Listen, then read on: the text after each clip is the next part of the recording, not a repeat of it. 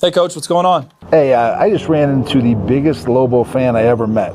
She's a teacher and wanted to know if we could do something special for her class just because they love Lobo football that much. Well, that's great, Coach. Yeah, let me think about it for a minute. Actually, you know what? Tell the kids that they can come to a UNM football game for free. Fern, you broke up on me. I couldn't hear you. Can you repeat that? Hello? Coach, you there? Yeah. Yeah, if you can hear me, just tell them that they can come to UNM for free. Are you sure? Are you sure about that? Yeah, absolutely. I think it's a great way for us to show our appreciation. Okay, if you say so. Thanks, boss.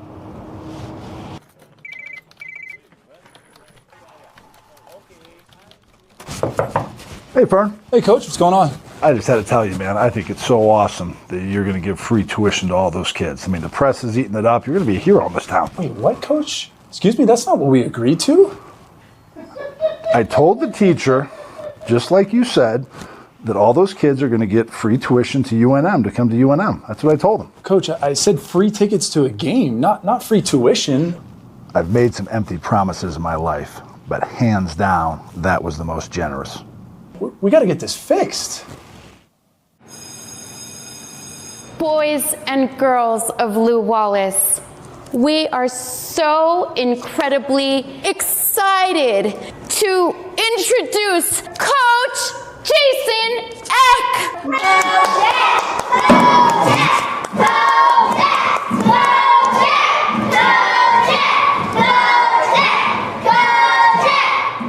Thank you guys. Thank you guys. This is a day that I will never forget. Who here has ever felt misunderstood? What does that word mean? Well, you see, guys, in my conversations with our athletic director, Fernando Lobo, I misunderstood him. And unfortunately, I have to let you know today that we are not going to be able to pay for anybody's tuition. Yes? What's a tuition? Any other questions? Yes? Coach, I just really want to go to a Lobo football game with my brother. You know what? I think that's something we can do. What? Tell all your friends, all kids 12 and under go free to Lobo football games this fall. Yeah! We'll see you there. Yes. Am I a hero? I really can't say. But yes.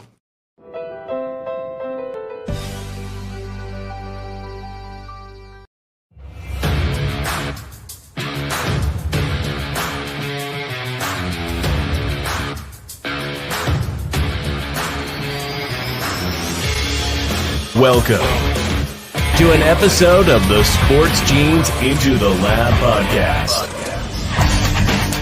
where sports analysts and experts dissect the latest news from the NBA and NFL, giving you a unique view on some of the hottest topics around your favorite teams. From the fresh field smells of the NFL to the hardwood courts of the NBA, and possibly your comfy couch for your fantasy football team. Let's see what kind of news the lab is working with today. Here's your host from the Sports Analytics headquarters in San Antonio, Texas, Ernest Silva.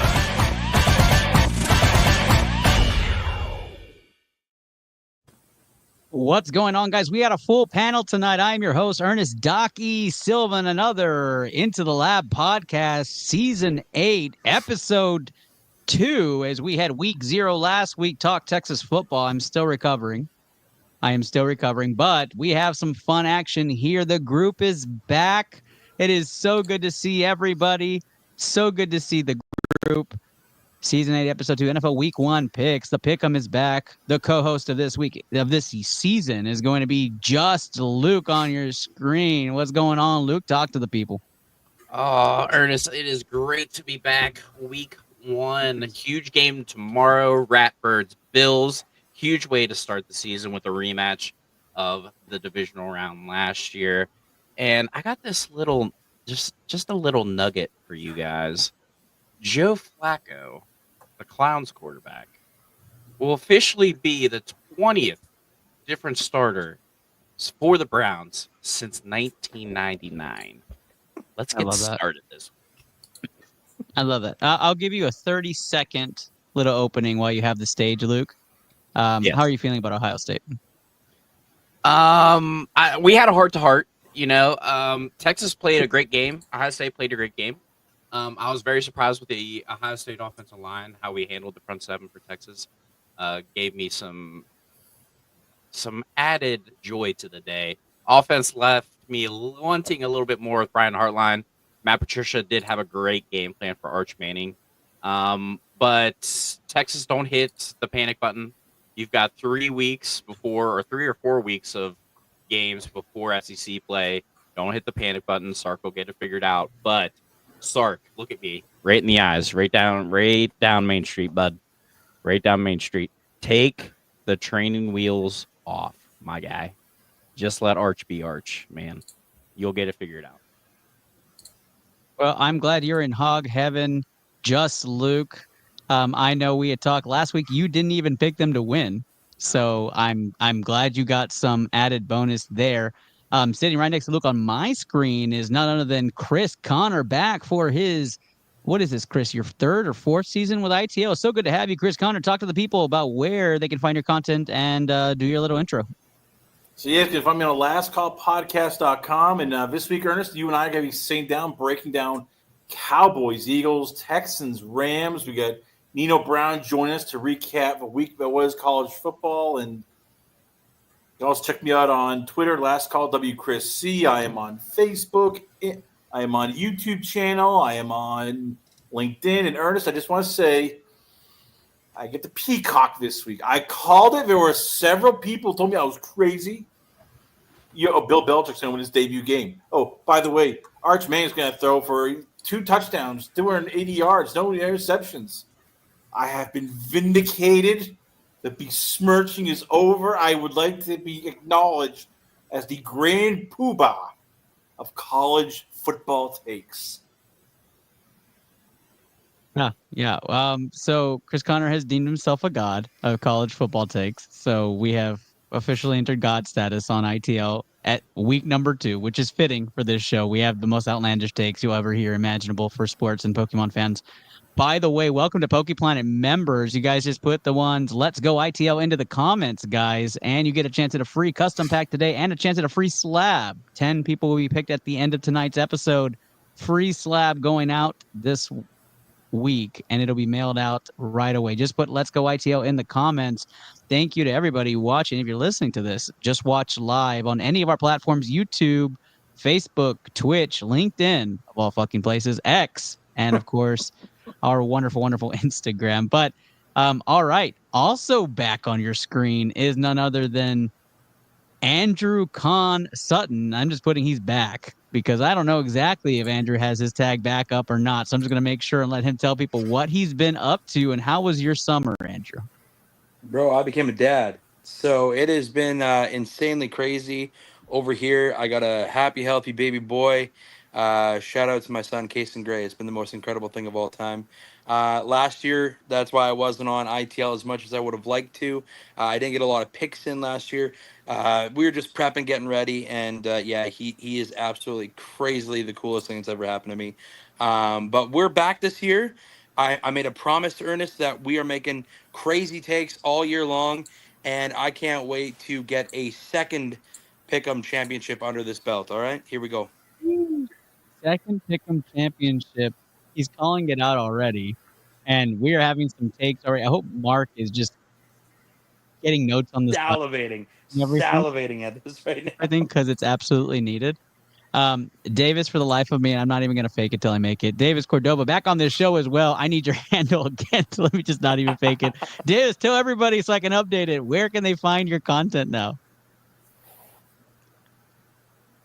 Oh, we got our first mute of the night. That is a mute early on ITL. Mute's over under is 3.5. We do mute ourselves quite a bit on this show and don't unmute. Davis Cordova, mute number 1 happening. Talk to us, Davis. Yeah, it's at BY Davis Cordova. So very simple.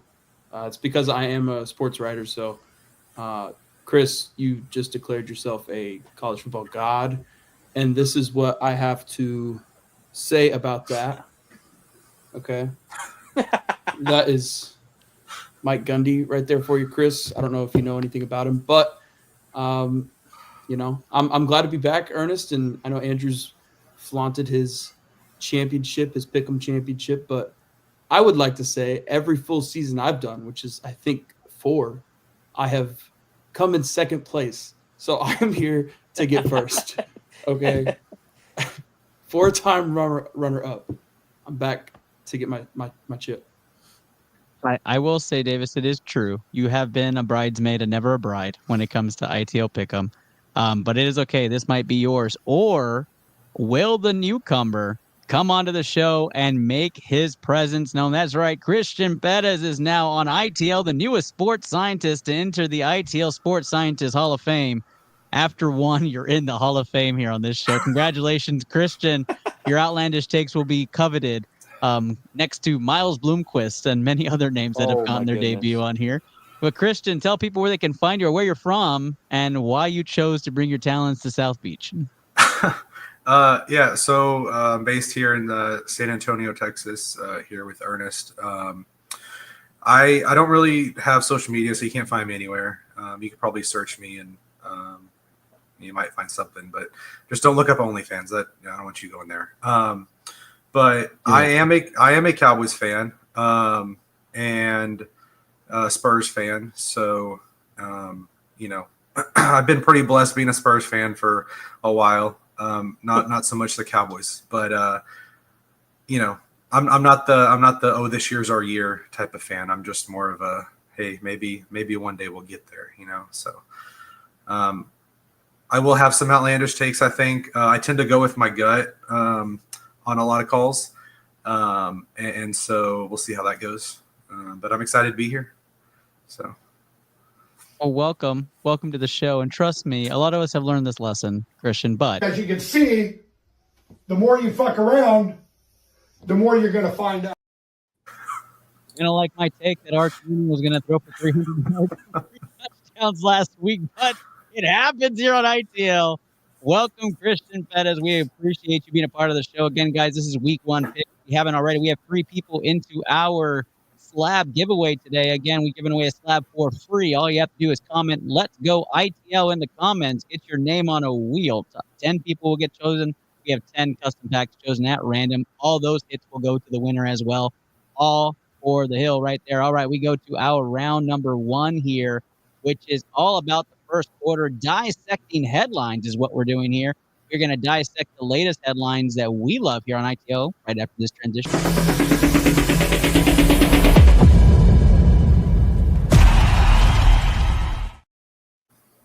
Free slab give. You guys get those Let's Go ITLs in. Then we see a bunch of them coming in now. 5 entries into the slab giveaway. Let's keep it rolling, guys.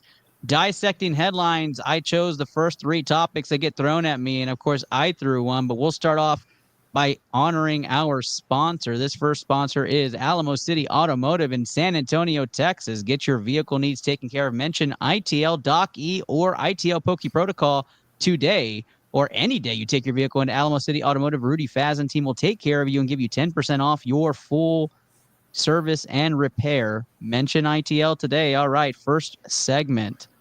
Bye-bye Micah Parsons. But many analysts are saying this might have been the right call for the Cowboys.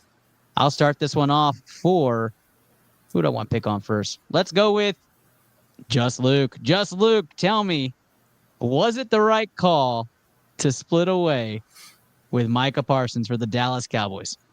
Was it the right call? We should start back at the beginning. And you're wondering yourself, well, Luke, what is the beginning? This started with Dak Prescott, okay? They've been kicking cans down the road for years now, okay? So it was really started with Dak. Then it was Zeke. Then the DeMarcus Lawrence stuff. They have been fucking around for a while now with this stuff. So then you ship off Micah, which now apparently has a back injury, which is insane to me. That if the trade went through and he had a physical, how he could have gotten a back injury is beyond me. I think if Jerry wasn't the GM, I don't think anybody would have blinked an eye at this trade, to be honest with you. But since he can't keep his mouth shut about anything regarding the Cowboys, this was hit the mainstream media and has since blown up horribly. Anyways, I think both sides are okay with this. My biggest concern and issue with it was you traded him to the team who absolutely has mollywopped you the last 5 to 8 years. And then you haven't lost the game at home all year. Last year or 2 years ago, and they absolutely shit stomped you in Dallas. Like, out of all the teams you could have possibly picked, you picked them is beyond me. In the NFC is crazy. It wasn't in division, thank God, but he should have went anywhere besides the Green Bay Packers.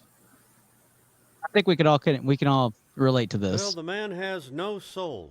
He fired the late, great Tom Landry, too. Yeah, I mean, he just gets rid of people, right? And now I'm going to pick on the new guy, Christian. I'm going to go back to you on this topic, right? To you, is it addition by subtraction with Micah leaving? Yeah, I mean, I it was a shock at first, but I think overall the defense is better with Parsons, right? Like statistics show that. But you pay him a ton of money and you can't pay the rest of your other guys, right? I think that in the long term, it's going to be better for the Cowboys. Hopefully one of their picks hit. But if you pay all that money to Parsons when you're not in a position to win, like the Cowboys aren't winning in the next few years. So why waste the money on a player that isn't going to bring you anywhere, right? So I don't hate it. As a Cowboy fan, I don't hate it. And if the picks don't hit, we're still in the same position that we would be in if we had Parsons. So it doesn't matter for the next 3 years, 4 years. I like the take, Jerry. I do want to talk about that in just a second. I did hear a really valid take on the signing before I go to Andrew and Davis next on this, before I get the unbiased take of Chris Connor. I heard that we were bottom 5 against the run last season, and Micah was absolutely terrible against the run. Like, get sacks galore. Terrible. And he was great against bad teams, but against good and offensive line, he actually had lower production. He was mid-tier. So is there some truth that you don't want to pay that man because he doesn't fit your scheme, and you could get somebody that clogs the middle, and you could get 2 Micah Parsons with your first-round picks, right? Or something like that. I know it's a joke. Or is he really that generational that you should have paid him to be the highest paid defensive player? And I do like the take because that makes me a little bit more 50-50 on the trade. Once I went to go break down the numbers, they weren't lying. Like, they weren't just shooting hot air, right? Like, that's true. So, Davis Cordova, you also follow the Cowboys, beat writer compared to all of us. What is your take on Micah Parsons? Well, I agree with Chris. Sorry, my bad. I agree that it was a shock, but it didn't surprise me just because, who we're dealing with, Jerry and all. But I will say, after it settled in, I thought it was a terrible trade. But after reading through it, I mean, no one's mentioned his back issue that he's dealing with. He's dealing with a spine issue. He's getting an epidural before he runs out there on Sunday. So crazy. I mean, maybe Jerry knew something that the Packers didn't, and pulled a fast one or something like that. But my point was going to be that Micah is average against the rush. There's a whole bunch of numbers that stack it up on PFF. He's average against the rush, and like you said, Ernest, he's average when he's against good lines. So I don't know. There's those 2 picks will never replace what Micah Parsons can bring, and that's 12 sacks a season. But also at the same time, are you willing to commit all that money to a guy who can't help you stop the run, which is one of the worst? You were one of the worst teams against the run last year, and a guy who you don't know how his health is going to be in the future. I completely agree with the take. I at first I saw it, I was like, this is typical Jerry. We're just gonna keep losing stars and we're gonna suck. But then I like the numbers favoring not to do the damn trade, and that. Yeah, as a Cowboys fan, you like players that like it's great. He's great personality, right? It's you, not me. Like that. I mean, I'm sorry, but maybe he'll do better in Green Bay. And after breaking those numbers down, I don't know how he fares in the NFC North. If he ends up being anything less of himself, then he's not going to live up to that contract. So I have to agree with the trade. Andrew Con Sutton, got to get your take before I get Chris Connor's final take on this. I mean, I'm calling it down the middle. I think it was a great trade for both sides. I mean, I'm grateful for the years that we had Micah Parsons and getting to watch a generational talent like he is. Don't get me wrong, but at the end of the day, we've never been able to stop the run. We were terrible against the run last year, and you brought in Kenny Clark. That's the X factor here. A 3-time Pro Bowler, gap stop run guy, and that is exactly what this defense needs at this very moment. Mike is going to get replaced by Sam Williams. That's been probably the backup plan this entire time. He went down with a freak injury last year, and then, the year before, though, you saw spurts of what Sam Williams can bring to this defense. And the real winner of the trade is Sam Williams, because he's going to be able to go and ball out. And if he doesn't, guess what? We have 4 first-round picks where they're going to make something happen with those 4 first-round picks. Jerry is a crazy man. He is insane, but he does know football. And if you got the chance over the summertime to watch the Cowboys documentary and go back to the Herschel Walker trade, look how that turned out. The guy is a madman. He has been a madman since 1988. That's no joke. But legitimately, the Cowboys' biggest thing has always been the non-existency to stop the run, and they finally have someone that fills that void, and I am excited to see what Kenny Clark does. Plus, he seems excited to be a Cowboy, so that also excites me. He's not down in the dumps or anything like that, but Micah going to the NFC, like staying in our division, yeah, it sucks, and I agree with the take of, oh my God, it sucks that he's going to play against us after we got wally-whopped every single time by the Green Bay Packers. It truly sucks. Remember, Jerry's World is the house that Aaron built. Let's not forget how that all went down for years and years and years. But at the end of the day, I agree. Did Jerry know something? And did his agent not showing up for Micah's behalf also kind of factor in all this? Because there was a negotiation, from my understanding, that was done between Micah and the Dallas Cowboys, with Jerry Jones being there, but his agent was for $200 million fucking dollars. That is a lot of dinero, my friends. So the fact that his agent, because he wasn't there, they could kibosh that deal. He took less money to go to Green Bay. I don't know. Something seems fishy in all of this. And I don't want to say, I honestly, reading into it, I think this is the agent's fault. Tell me I'm crazy, but I think the agent has mishandled this entire thing. It could be. It could be.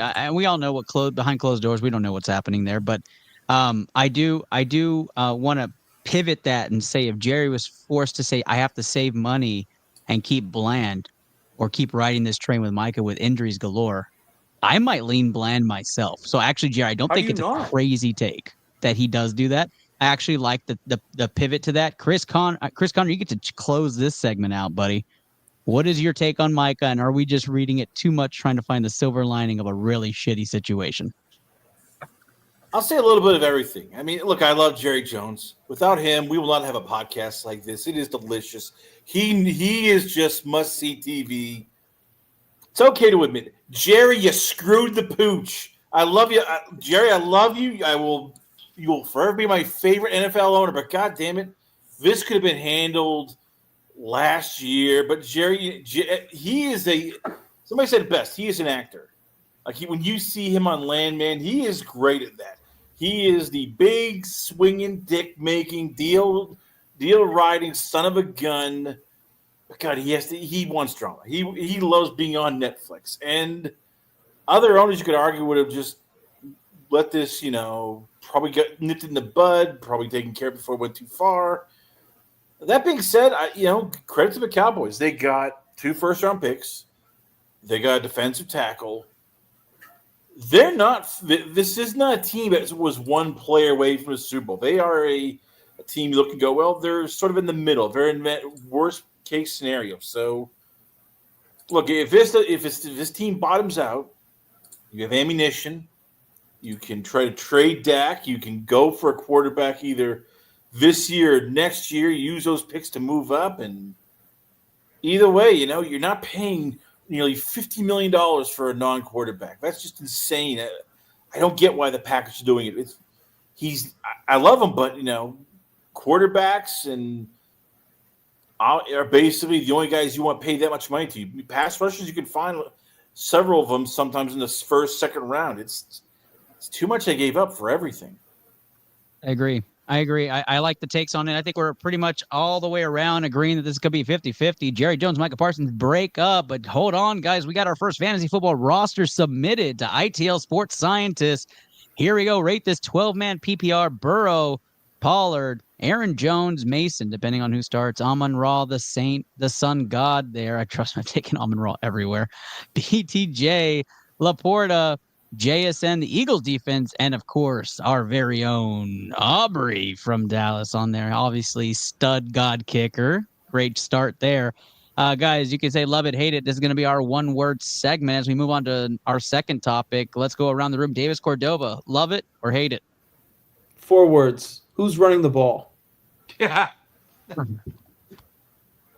that's tough there. That is a hate it take on the first one. Andrew Conn Sutton. Following that guy. He's pointing towards Christian on my screen, but who knows? Maybe on your screen he's pointing at. There you go. That way with it. 2 hate it's on it. Josh, that's a tough start. Chris P. Yeah. PPR love it. Else hate it. He loves it. I'm going to take it as a love it take. 1 love, 2 hates as we continue here on ITL Sports Scientist. I'm sorry, Christian. I had to try Crispy. I just saw it on my screen and I just had to try it. Chris Connor. Love it. Burrow's going into FU mode. He's going to try to get 5,000 yards, 50 touchdowns. I agree. I love this group. Just for the sole fact Burrow's going all out to win MVP this year. That is not a terrible take on the fact that he would pay Smith but not Parsons. So I'm going to let that ride a little bit. Let you guys marinate a little bit. Just Luke. I don't love it and I don't hate it. I just am kind of in the middle with this. I'm not big on Jackson Smith and Jigba this year. I'm not. What? I'm not. Y'all are crazy. Y'all are crazy. That's fine. So we have Davis. That's we fine. have 2 loves. We have 2 loves. We have 2 hates on our first fantasy roster segment. Again, you can submit your fantasy roster to our ITL Sports Scientists, and we will break between segments and dissect it. I am not going to have the first fantasy roster rot on ITL, so I'm going to say I love it. Give me some Burrow and Sun God and Aubrey love right here. The Eagles defense, though, is going to get a negative for you, my guys. You might want to switch that out before week 1. But on ITL, that's going to be easy money.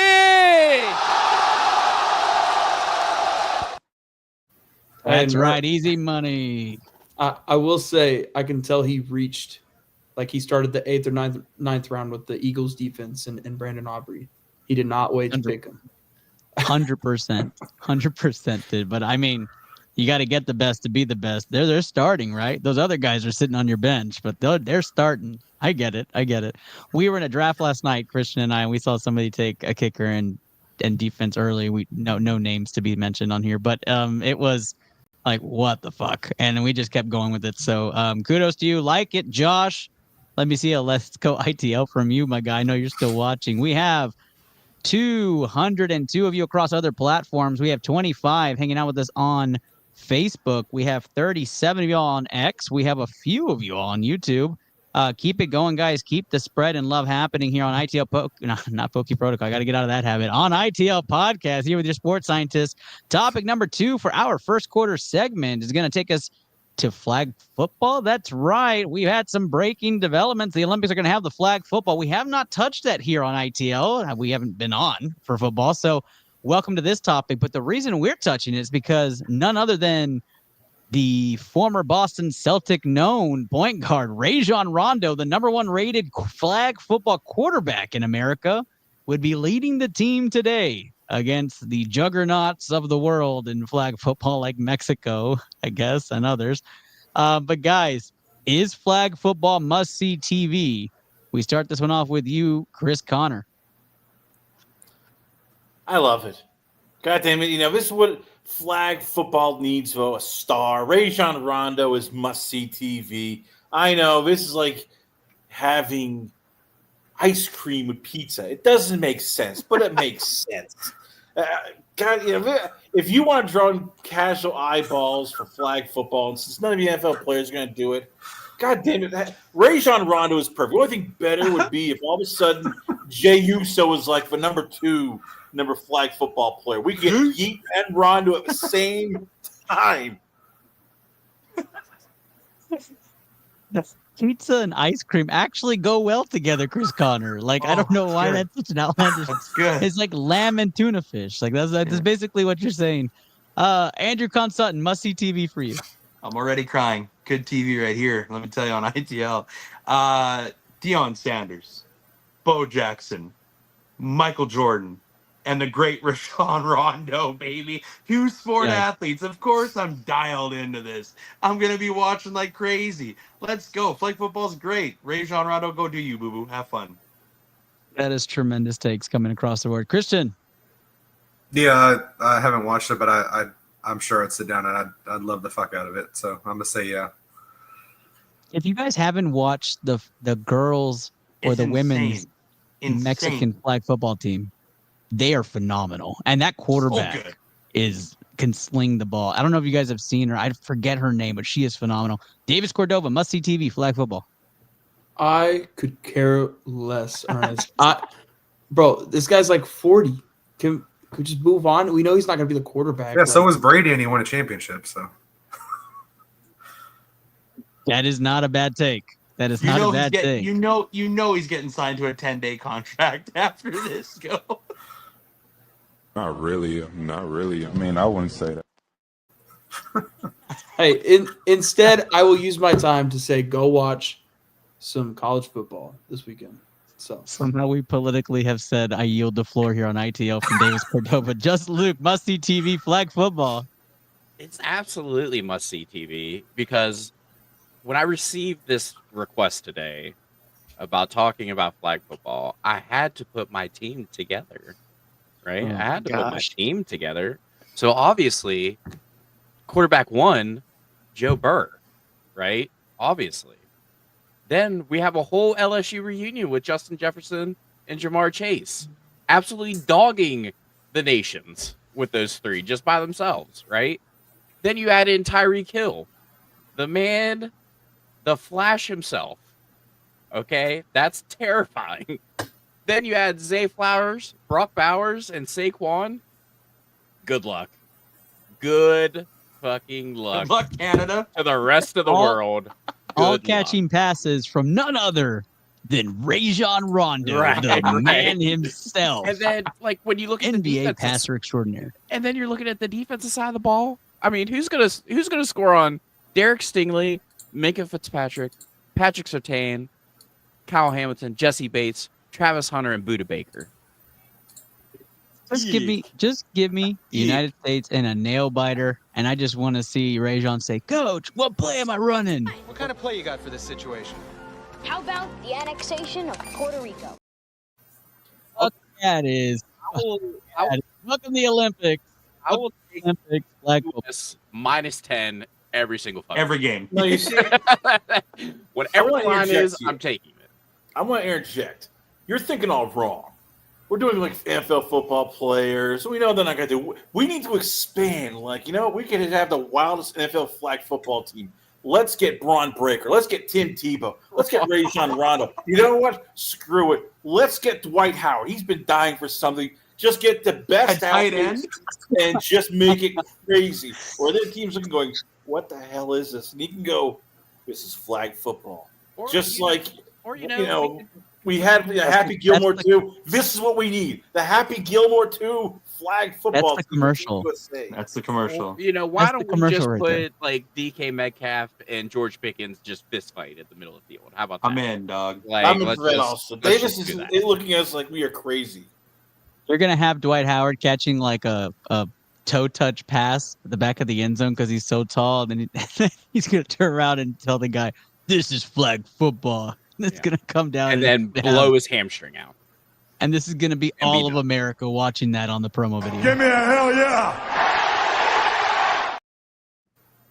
All right, we transition from that take, guys. We go right into our final segment before we start talking real NFL football. right after this short transition.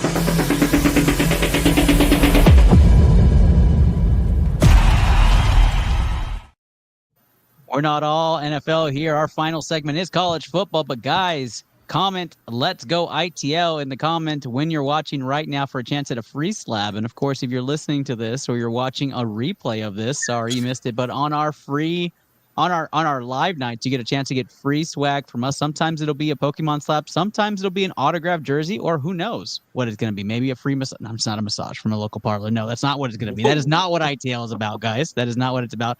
But we will take our talents, our sports science talent, to Arch Manning. Arch Manning had a rough week, y'all. A rough week. Matt Patricia's defense was absolutely terrible for him. But I think there is a huge performance coming in week 2 against San Jose State. And there better be one if he has anything to say about it. But let's go to analysts who are not favorable for him. And we'll start this one off with Davis Cordova. Davis, you got to watch Arch Manning. You and I were talking in real time in this game, and you were like, gosh, dude, ouch. And I was like, yeah, I know. Hopefully he kind of comes out of himself. And he did a little bit in the fourth. But let's talk a little bit about the whole game, Davis Cordova. What did you see, and what is your aspect on him going into game number 2? I mean, it's a tall task asking a guy in his, I would say his real first start. Okay, I'm not counting the ones he had against, what was it, UTSA last year, Mississippi State. And I'm not counting those. Like, come on now. Those teams are not Ohio State, defending national champions. They have the second best player in college football on the defense, and Caleb Downs. I mean, it was a little bit of Arch, but it was also a little bit of Sark. I mean, he had 2 or 3 chances in the red zone to score, and he just didn't. So, I mean, that's like his weakness. That's his weak. That's Sark's weakness, is not scoring in the red zone or even on the goal line. So, I would say it's about 50-50 on Arch and Sark, and there's a reason why they're playing San Jose State week 2 after playing Ohio State. So it's a get back game for him. Real quick, 5-second take, Davis. Game will slow down for him against San Jose State, right? We know it. We know it's going to slow down. It was very fast at Ohio State. You're playing a very difficult place to play. 1-3 matchup, right? Your prediction on his stat line? I mean, I would say like 250, 100 on the ground, 3 touchdowns. I would imagine no picks, but can you do me a favor? Put that comment up on the screen real quick. You got it. Who's this Luke guy? Fuck that guy. I will say, Texas 8 entries, guys. Texas played better than Ohio State for a majority of that game. They did. They did. The defense played phenomenal. That's my take. Yeah. Defense played phenomenal. All right. Let's go over to Chris Connor. Chris Connor wanted to gloat a little bit about this. So, Chris, you get to gloat for 30 seconds, and then I want a real take on Arch Manning week 2. Talk to me about what you saw. First, I want to say, Ernest, you don't have to worry. You will still be Arch Manning's publicist in 2027. The Manning family will not disavow you from Christmas dinner. I know you were trying to work, that Peyton's kid meets your daughter. Next thing you know, you're married in a family, so don't worry about that. But I'll tell them Engage gap there. that you have not given up on Arch. In all seriousness, look, this is what happens, though. I mean, last year it was a 2-10 Mississippi State team, University of Texas, San Antonio, Louisiana, Lafayette. I mean, okay, yeah, they'll do the same this weekend, San Jose State. They have the better talent. They have the better team. They'll roll in there, and he will not feel any pressure. He has 3 weeks to figure this out. I don't know if he'll learn anything because San Jose State, UTEP, Sam Houston, they're not that good. It's going to come down to October 4th when he goes to the Swamp. Does this happen again? Is there enough talent at Texas? I like Arch. I do. But he needs work. I mean, I think anybody who says, number 1 pick in 2026, please, put down the paint thinner, stop, with the peyote and, the ashram. He needs another year at least of full college football. And we saw in this game. And Sarkisian didn't do him any favors. They were throwing deep early on. There wasn't enough rhythm of short passing. The offensive line was getting beat up at times in the passing game. Like, Sark's got to figure this out because 3-3 after 6 games is not off the table. When you look at Florida and Oklahoma and go, wait a minute here. We could be in trouble here. This is Xavier Worthy and Adonai Mitchell and Isaiah Bond are not walking through that door. Kelvin Banks not walking through that door unless they're visiting and then they're going back to the pros. I am not going to call this team bad yet. You lost to the number 3 team in the country at home in a game where you actually had a chance to tie it in the fourth quarter from a quarterback that did not look good the entire game. So I'm not going to say this team is bad. I will say that if that is we may have just gotten a preview of just how good 2 elite defenses are in this country. And if that stays proven, I don't know if they lose another game. So I'm still going to stay on that. Now, I have had Texas fans DM me.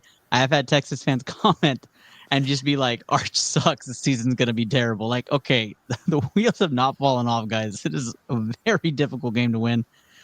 Pump the brakes. Just watch the season play out. It's like blowing up your fantasy football team after 1 week when you went all in on the Cowboys and they lost to the Eagles 45-7. Like, it's just not. You just pump the brakes there.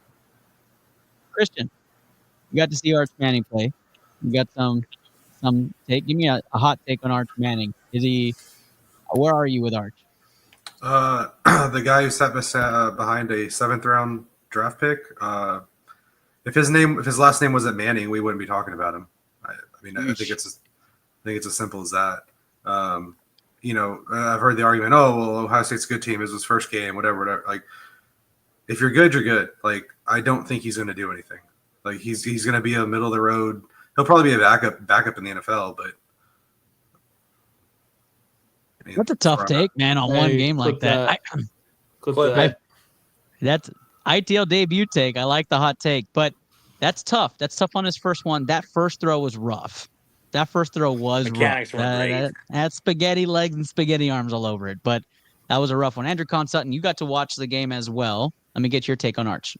Yeah, just anxiety, man. He was anxious. You could tell in the pocket he didn't have the vision or whatever. But, I mean, at the end of the day, I think he's going to be just fine. I mean, it's a learning task you're playing. I agree with what you said about the 2 best defenses in college football. They showed it. Matt Patricia is also an architect of defense. So, I mean, it was a no-brainer that they schemed and planned quite well for Arch. That pick was bad. That was a bad throw. But he's gonna be okay. I'm not ready to call it a wipe. He's gonna be a Dallas Cowboy in a very short amount of time. And also, I'm really choked that you guys didn't get this joke when you guys were and I'm going back to the whole football thing.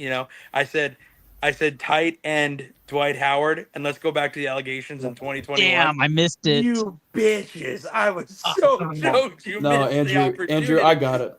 Thank you, my guy. Got you. My guy. A little comedic humor to the old podcast here, but thank you for catching on to that. Anyways, no, Arch is fine. Texas is going to be okay. They'll bounce back. But I agree. Sark needs to let him just be him and let that ball fly, man. Just let it go. Stop being so damn conservative. I agree with Davis. I've already given my take that Arch will have a huge performance. Last take on this segment before we go to what you're probably here for, which is Primetime Pick'em, or you're waiting to see if you got that free slab. Again, guys, free Pokemon slab. It is going to be given out. We have 9 entries. 10 get a chance to win it in a mini coth session at the end of tonight's episode to celebrate episode number 1. Again, let's go ITL in the comments. We have 214 of you all watching. Get in there and do it. Do it, lady. All right. Arch Manning, Prime Performs, coming up. Week number 2. Just Luke. Final take. Well, Ernest, I mean, he has an absolute gauntlet for the next 3 weeks, I mean, San Jose State, UTEP, Sam Houston. I mean, holy shit. I mean, 0-4 is just looking up at you at this point, just knocking at the door. But, like, in all seriousness, the kid sat behind Ewers for 3 years or 2 years, 3 years, right? That was not a game that I wanted Julian Sayin in, and it was definitely a game I didn't want to see Arch in. Like, but either way, if Ohio State loses that game, Arch is on a pedestal. Yeah, absolutely. And if the other way around, this is where we're at, right? The biggest takeaway is his mechanics, and that's what's scary to me. Achy. You could just tell, like, the flashes are there from greatness, right? But it's the consistency from Arch, and it's not like on the bad throws that he had time. Like, I'm not gonna say he had all day, but he had pretty damn close to all day in the pocket. Matt Patricia wasn't giving pressure, but he was giving looks, and that's what got to Arch at the end of the day, and that's what got to Sark at the end of the day. He's got 3 weeks to get it right. He'll be fine. But traveling to Gainesville Gainesville, that's not fun. That's not going to be a fun game for him. Then you're back home versus Oklahoma in the Red River rivalry. That's not fun. That's not fun. Tough, yeah. In the Cotton Bowl. And then, like, Kentucky's not just a place you could just walk into either. No, they're like, bad. No, they're bad. Davis, I get it, but, like, they put on games in Kentucky. That's true. They do. That is true. At home, they do play You know ball. what I mean? At home, it's a different story. And then now you're looking at, you know, you're 3-1, right? If you lose to Florida, you're 3-2. You lose to Oklahoma in the rivalry game, you're looking at 3-3. Going into Kentucky, like, that's not a good look. It's not a good look, you know? So Sark better figure it out. He will over the next 3 weeks. But there's going to be high expectations on this Florida game, and it wouldn't surprise me. There will be game day down there, because big things will be expected in Gatortown for sure. I do think we got a preview of a college football playoff matchup. I do think Texas and Ohio State end up dancing. I do think they're both fantastic teams. I don't even think we're going to be hinting 3-3 or 4-3 or even 3-4, what some of y'all are hinting. I think this is going to be a 5-1 team after the 6, and we'll be talking about what's next going down. So I'll keep my fandom there. But if you want to talk about fandom, we found a real analyst to dissect the Dallas Cowboys schedule this season as we transition to our NFL Primetime Pick'em. Get your pens and papers ready. We are about to go to our first game that we are going to get you guys some money. That's right. Just Luke is keeping track of all of our picks as we get you that iTL guarantee, that parlay guarantee. Before we transition, we always like to feature you guys on here. Jerry has one last thing to say. He's had last year to get it right. He still can't be learning and progressing to be able to beat a top contender at this point. If he can't beat Ohio, I don't see him beating a top contender when they get more together. Tough take, man. Tough take. It was game one. Game one. Give it some time. Even Tebow sucked for 3 quarters and I would win him in the 4th. You know? And if you really want to dissect that Texas game, right? They had 4 drives ended with no points where they went for a 4th down on the Ohio State side of the field. 4 of them. And they lost by 1 score. And you even had the ball to tie the game at the end of the game. So if you want to take that Texas team, you want to take Texas as a whole, you didn't trust your kicker, and you didn't trust your defense to keep you in the game. You thought Ohio State could run it on you, or they would hold the ball. Technically, you gave up close to 16 points, and that to me is a Texas win. And that's what you got to look at as a Texas fan. You outplayed Ohio State at Ohio State, and you lost. Also, if you're going to do the tush push, do the fucking tush push. Thank you. Yeah, do it right. Push his fucking tush. All right, here we go. Let's transition to NFL Primetime Pick'em, which is why most of you are here, or you're here for that wonderful slap. Thank you guys for joining us here. We have 259 of you now across platforms, 51 on Facebook. Appreciate you guys. Appreciate the love. Let's transition again. Real Cowboys analysts dissect their schedule. I am from the future, so I'm going to go through the entire Dallas Cowboys regular season schedule, starting in week 1 at Philadelphia. The Cowboys start 1-0. Week 2, you host the Giants. That's a win, 2-0. Then you go to Chicago in week 3. Tough task, but I'll take the Dallas Cowboys. Then you host the Packers. The Cowboys beat the Packers in week 4. Week 5, they go to the Jets. That's a win, 5-0. Week 6 at the Panthers. That's a win. Week 7 versus the Commanders. That's a win. Week 8 at the Broncos. That's a win. Week 9 versus the Cardinals. That's a win, 9-0. Then they have a bye. And week 11, you go to Las Vegas. That's a win, 10-0. Week 12, you host the Philadelphia Eagles and complete the season sweep, 11-0.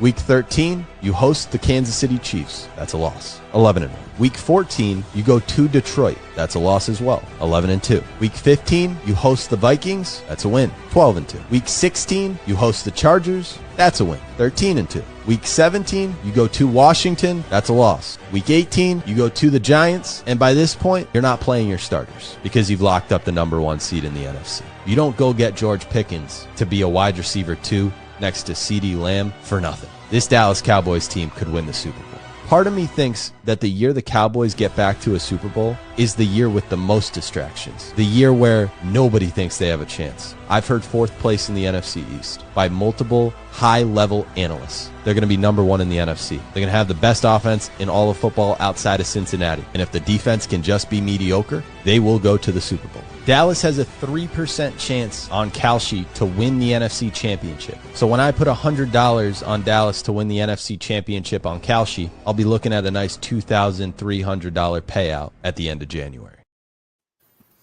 There you have it. A real Dallas Cowboy analyst dissects their schedule. And that takes us to round number 2, our NFL Primetime Pick'em. You better guarantee this cast is going to dissect these games for you. Welcome to all of you who are joining.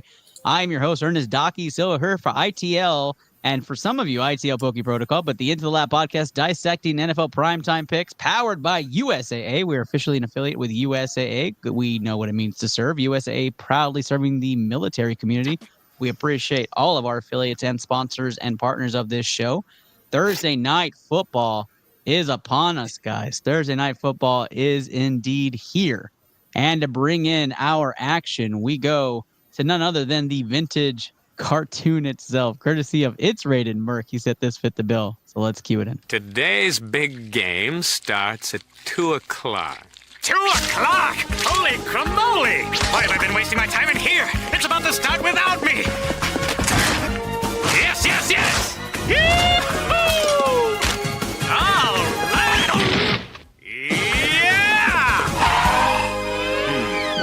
A special game deserves a very special chair!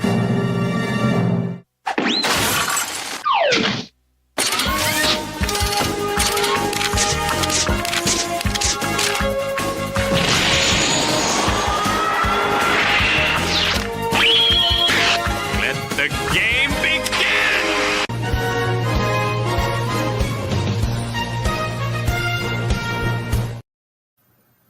There you have it. Cowboys at Eagles, and our special of the week, Mark with the intro vid.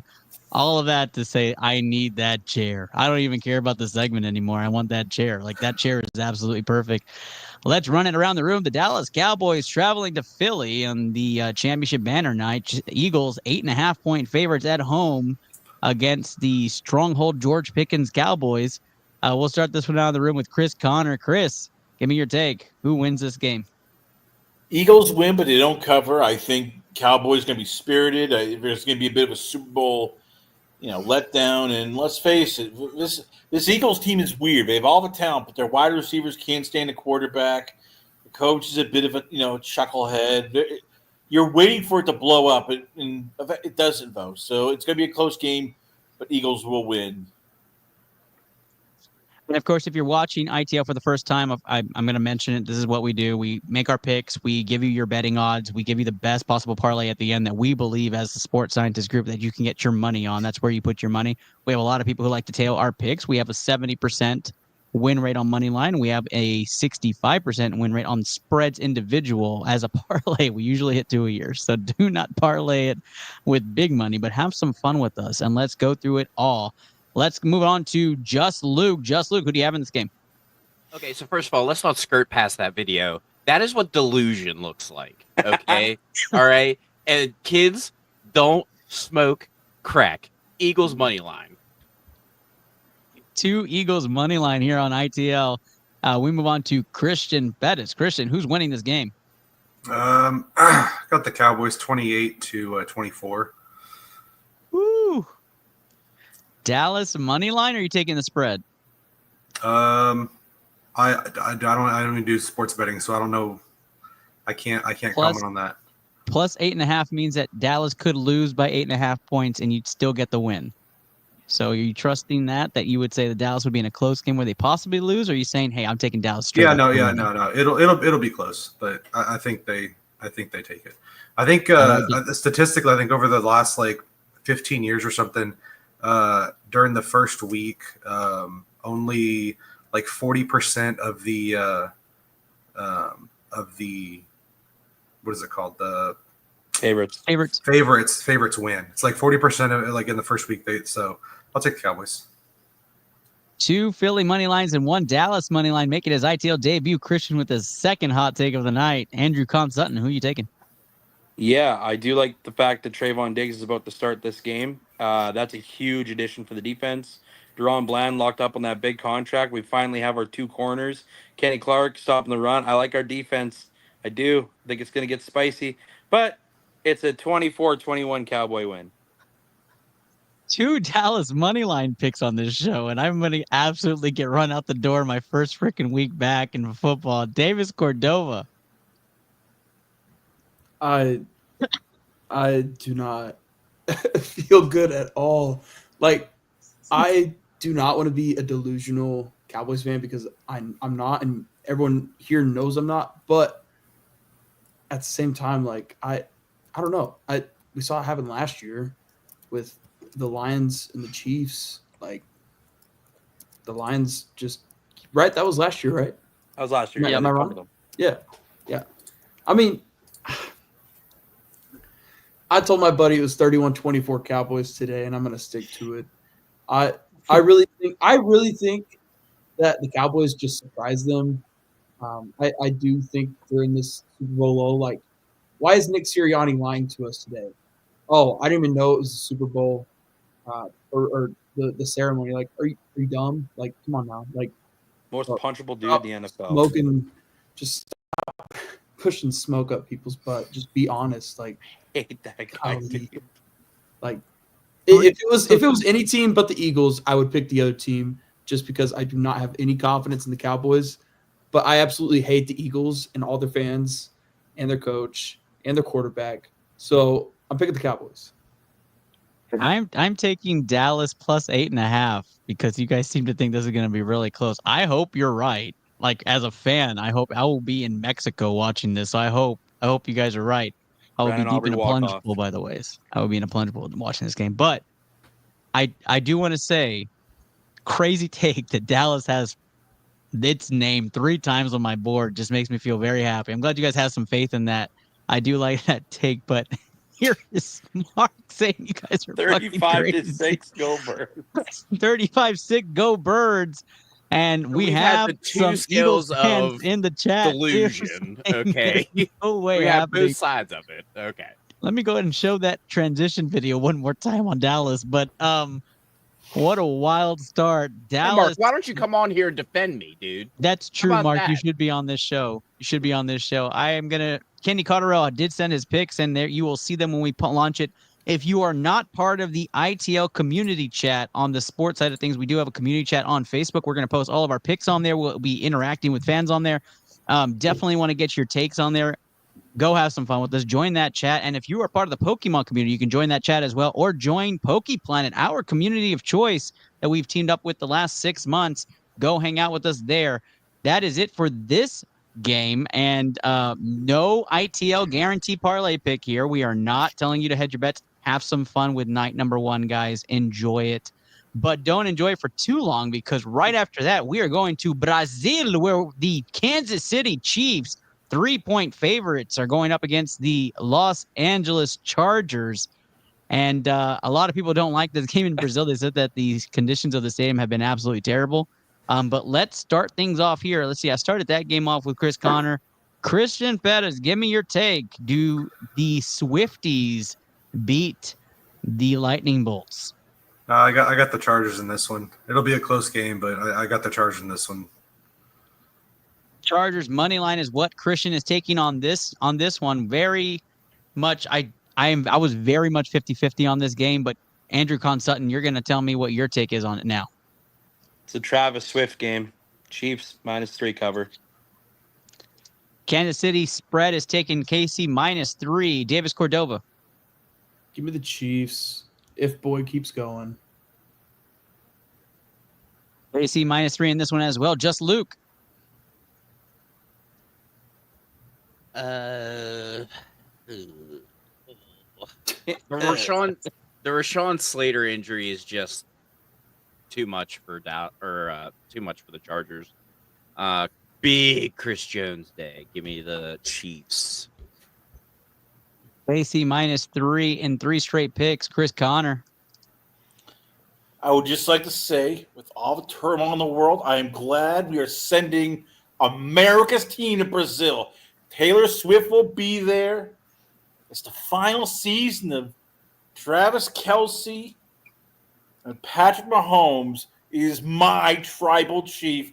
Chiefs by 3. I have bad news for Ernest. They're going back to the Super Bowl. I'm telling you right now. It's not going to be C.J. Proud. It's the arch nemesis in our tribal chief, Patrick J. Mahomes. What? Bro, what are you talking about, man? You know, Ernest, your arch nemesis, the man who has broken your heart on several playoffs. Wild take. Chiefs just all the way. No Swiftie delusional fandom anywhere. Anyways, I'm taking the Chiefs -3 as well. I like the Chiefs to win this one. As much as Chris Connor took my take there. I like Kansas City on the road. Don't get me wrong. Harbaugh and the Chargers are great. Lots of injuries to start off the season for the Chargers. Lots of question marks. We'll see if that comes up. I believe Najee Harris is playing in this game. Yeah, confirmed today.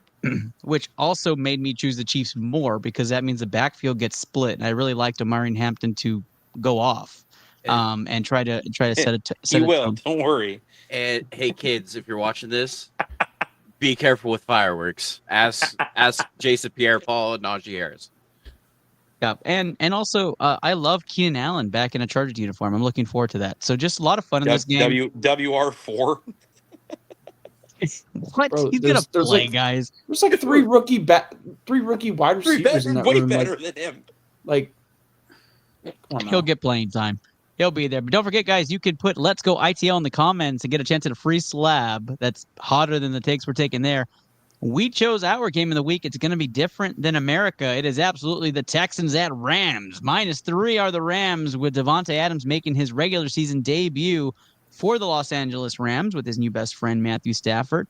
And CJ Proud comes into town there. Rams 3-point favorites. We start this one off with just Luke. Luke, who do you have in this game?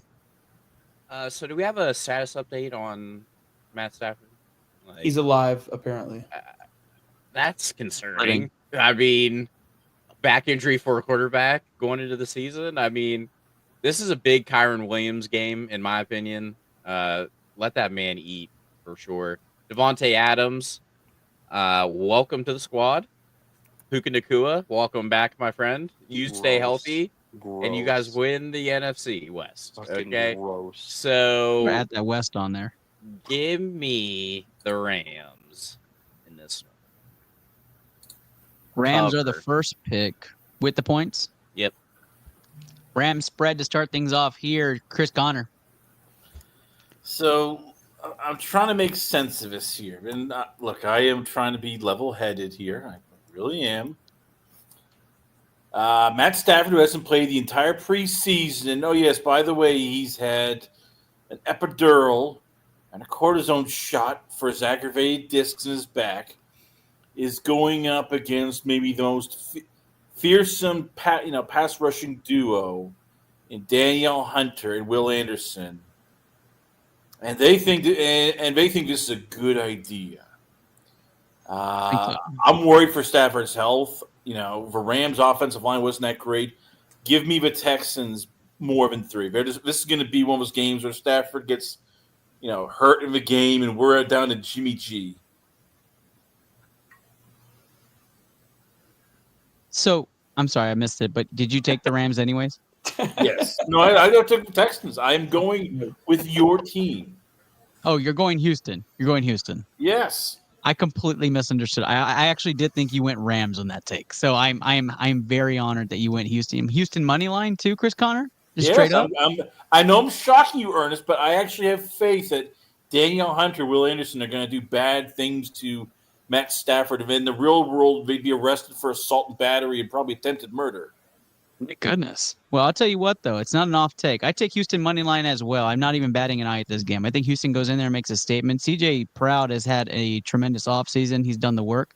The wide receiver core is questionable for me in Houston. I think outside Nico Collins, you got a lot of question marks. Although Christian Bad dude. Kirk is there, so don't you start, right? Stop with the Christian Kirk right now. All right, Kenny Cotterill, quit the shit with the Christian Kirk stuff. Okay, like we're not talking Christian Kirk. The rest of the guys. Season 6 legend. Joe Mixon is on the not playing list, right? Like he's not quite there, but you have Nick Chubb in the back. Yes, Davis. I was about to ask if you're questionable about the wide receiver core, who the hell is running the ball then? Because it's Nick Chubb and Dameon Pierce. Oh my Nick Chubb and God. Dameon Pierce. Okay, I'm not good worried luck about establishing the run with that, Ernest. Good luck establishing the run. Yeah, if you can't tell, I'm not taking worried about Rams it. -3. Here, I'll just plug that in there. Davis Cordova gets Rams -3 on his wonderful take. Houston money line for me. We have 2 money lines for Houston, 2 Rams spread picks there. Let's go with Andrew. Bro, the fucking Texans run game is so depleted. Nick Chubb with a 4th leg that he's had to get fixed. You've got freaking Dameon Pierce, who was minus yards last year. They're a dog shit disaster offensively. CJ Stroud looked horrendous in the final half of the season last year. And I don't even care if Stetson Bennett, that's right, Stetson Bennett, NFLPA rehabber, is in there. He's still taking the Rams to a -3 win. Gross. Christian, lead us off this segment. Yeah, I'll take the Rams to cover. Without a run game and with questionable receivers, Houston. The defense is good. Don't get me wrong, but the offense sucks. Listen, I'm gonna take a side. Let's make a side take right across here on ITL. Let's make a lab bet here. Texans rushing yards after this game ±80. I think they'll go over combined. They'll get at least. I don't think everybody's there. You would pray they do if they're going to use that much offense. 60. I'll go under. Davis is under. Yeah. Luke is I'll under. I'll go over. I'll go over. I'm going over. Crazy, but I'm going over. Are we talking strictly running backs or total? Here's another hot take. I think Woody Marks scores. I agree. I don't hate that take. Actually. I think he's their lead best back. running back. I think he's their lead back after Sunday. Oh my gosh. Let's keep it going here. Baltimore is going to Buffalo, and what I think is one of the most disrespectful opening lines for Sunday Night Football. Ravens -1.5 against those Bills. I'm going to go last on here, although Kenny Carter always says, Ernest, you always go last. And that's exactly how he sounds, just with a bit of an accent. So we'll start this off first with Andrew Sutton. Andrew. This is so. Tell me your take on this game. This is so fucking disrespectful. How the Bills are not a favorite at home is insanity. Also, they dropped the nicest, freshest, coldest jerseys you've ever seen this season. The Bills are going to the Super Bowl. That's my take already, and it starts by beating the Ravens. I love it. Bills making a huge statement. Round 1 for them. Game week 1. That's the word I was looking for. Week 1. Bills take the first game there. Chris Connor, who do you like in this game? Give me the Ravens.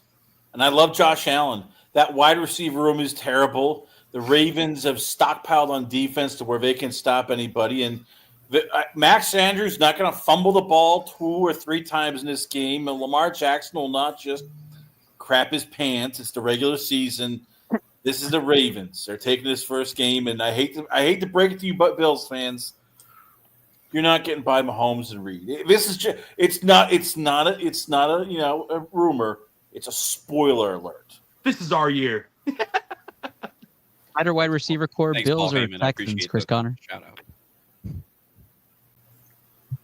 Chris Connor, better wide receiver core, Bills, Texans. Give me that one word take. Texans. Just because I trust Tank Dell and Nico Collins more. Isn't Tank Dell coming off an absolute bum leg? He's not playing. I still trust him. He's not playing over this season. Keon Coleman. Tank Dell isn't even playing this year. I still trust him over Keon Coleman. Wow. I like the take, though. Just Luke.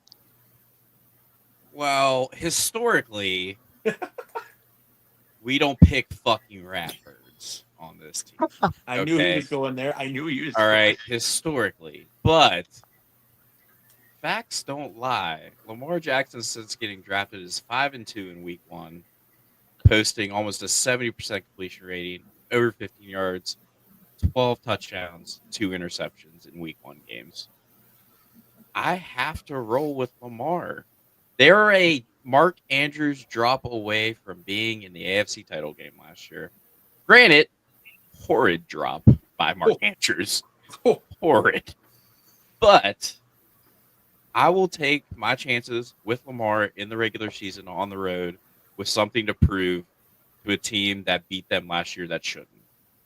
So I'll take the Ratbirds. There you go. A rare Ratbird take from Just Luke. Gross. Davis Cordova.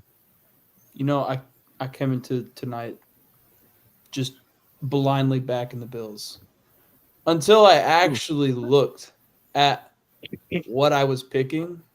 I'm going to go with the Ravens. I just think the Ravens have one of the best defenses in the league, and I think it's almost specifically tailored to stop Josh Allen and Patrick Mahomes. No one else but those two. Like, it's specifically for there those might be two flaws guys. against others. I mean, they got Joey Bosa, right? They got Joey Bosa out there, and they have one of the better cornerback duos, I would say, in the AFC. So, I mean, if you're looking for a side bet, I wonder what the DeAndre Hopkins, Keon Coleman, wide receiver, or to get a touchdown, both of them to get a touchdown. I wonder what that parlay would look like. Davis, let's ride it. Checking. If someone could check that for me. Davis, let's ride it. But while Luke looks that up and gets us the odds on that, because we might all be on that, Davis. Final take is Baltimore wins? Yeah. Baltimore wins. All right, cool. Christian, give me that take. I'll go with the Bills, simply because I think that they beat them in the regular season here. But the Bills and Josh Allen remind me of James Harden and the Rockets. I don't think Allen ever wins a Super Bowl. I don't think he has enough supporting cast to ever do it. He's going to be an all-star. He's going to be, I mean, obviously, he's going to be phenomenal for years. He's never going to have the supporting cast, and he's just going to have horrible luck to ever actually win a Super Bowl. It's still fresh, but thanks Christian for that metaphor there. Yeah, so I wanted to get this take last because I'm going to make another statement. You don't marry Haley Steinfeld and you lose your opening night at home. Like that doesn't happen. You don't marry Hawkeye and think you're not going to be sharpshooting everywhere, not just tearing up the defense. So give me Buffalo at home for just the reasons that Haley's going to be at the game in the box. Up all season, it is the Taylor Swift effect of Buffalo. And it's going to be celebrity versus celebrity in the AFC Championship. Absolutely. So anytime touchdown scorers for Keon Coleman and DeAndre Hopkins, $15 bet pays out $240. Venmo, let me know, boys. It's coming. All day. Plus $1,500. Send that over to us. Send that over. You guys heard it here first. If you want to get on that action, go to the community chat. Let us know. Hammer it. All right, here we go, guys. Our final primetime game of the week is nothing but Monday Night Football, where you have the Bears hosting the Minnesota Vikings. Vikings 1.5-point favorites away at Soldier Field. We have 262 of you guys watching, 62 of you guys on Facebook, many across other platforms, lots of you guys on X, the X-Men in full effect. Appreciate you guys for joining us here. You don't know what we're doing. It's Primetime Pick'em, where we pick all the good best plays and the best things you could put into a parlay, best games you could put into a parlay. We have not had one yet where we have a TSG guarantee. So we're still looking for that first guarantee game. Chicago is the first one. I'll do the first take on this final segment here, so Kenny doesn't get his panties in a twist. Chicago Bears are my pick. I'm taking the Bears to win at home, money line, not hesitating. Caleb Williams has a breakout game here. Going to get Odunze and DJ Moore ready early, and I think the Bears defense is for real. Think you take advantage of inexperience at the quarterback play on the Vikings side. And I do like Caleb behind the line. I think they solidified it a little bit more. I'm not a Bears fan, but I am a Bears enthusiast. And I do like what they have with Caleb Williams, I know a lot of people don't like it. I don't think he'll be running for his life. I think they are a good football team. I think they'll surprise a lot of people in the North. I think that starts with a home win against a division rival. So give me the Bears to win at home to start things off. I think they split the series. I think Minnesota takes one later in the year. But give me the Bears at home to start things off. Chris Connor. Bears. Your guy Rolando has been for years talking us into, hey, Bears are going to win. Bears are going to. True. Bears are going to go to the Zigzag Super Bowl. too. He keeps telling me this, so this will be the year the Bears at least win their opening game. I'll give them that. The that's Bears nice. by a point and a half this game. Very nice of you, Chris Connor. 2 Chicago money lines to start things off here. Davis. Yeah, give me Chicago. I don't understand why the Vikings are favored in this. Chicago clearly has the better team on both sides of the ball. I would say it's pretty clear. So, and it's at home. So I'm not really understanding. But maybe the odds makers know something we don't. I was gonna say, Andrew Conn Sutton. Yeah, it don't matter about the money makers. We're going Bears money line. Let's go on that plus money, baby. 4 Chicago money line picks, and we have our first heat. Things are getting heated out there.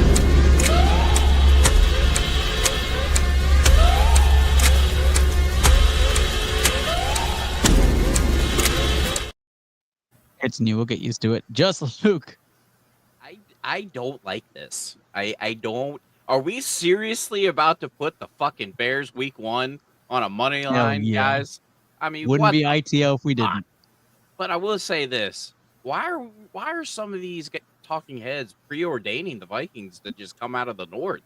Like, I don't fucking understand that. I mean, They're JJ not McCarthy great. hasn't snapped a ball in almost 2 years. Like, what are we talking about here, guys? Like, did you forget the best offensive line is in Detroit? Did you forget the best running back combination is in Detroit? The best wide receiver core in Detroit is in Detroit? Like, yeah. I don't understand that. I don't understand that. Okay, so we're gonna put the Bears on a money line to start the year. Holy shit! But I'm telling you right now, clip it right now, Mark.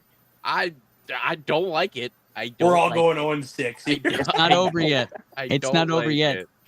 We're ending primetime pick'em with the ITL debut of Christian Bettis right here on ITL. Christian, who do you have in this Minnesota-Chicago matchup? I'll go Bears on this one. I mean, I think Vikings defense holds a little bit, but Bears. We have our first TSG guarantee here on ITL. Our first primetime pick'em game, our final primetime pick'em game is Chicago Moneyline going on the ticket.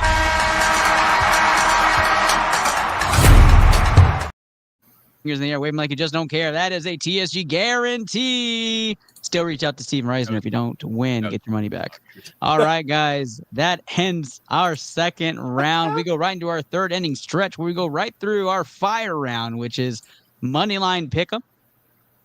And yes, that is Andrew on. Josh Elliott in the chat, everybody. Sports scientist himself. Josh Elliott, we hope to see you back on, Josh. You don't have to miss it. You could just click the link. Like, absolutely, my guy. Yeah. I love you and I miss you. Josh Elliott, Orlando. We miss all y'all. Hope you guys come back on. Miles Bloomquist. Vaughn Dalesville, by the way. I saw Vaughn on a clip. So what the hell is Miles Bloomquist up to these days, you know? Yeah, actually, Mark keeps in touch with him, so we could get the update from Mark when he comes on. But guys, let's transition right here. We're going to talk Fire Round Pick'em right after this quick transition break, and we bring you guys right in with Fire Round.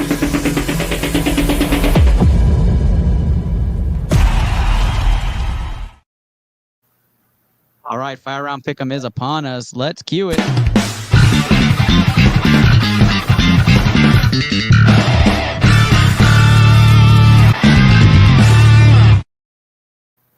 Third inning stretch is brought to you by Next Level Chorizo, but we go right into it. The Bengals at the Browns. Bengals 5.5-point favorites on the road. Again, guys, all we need is the money line unless we really want to put it on the ticket.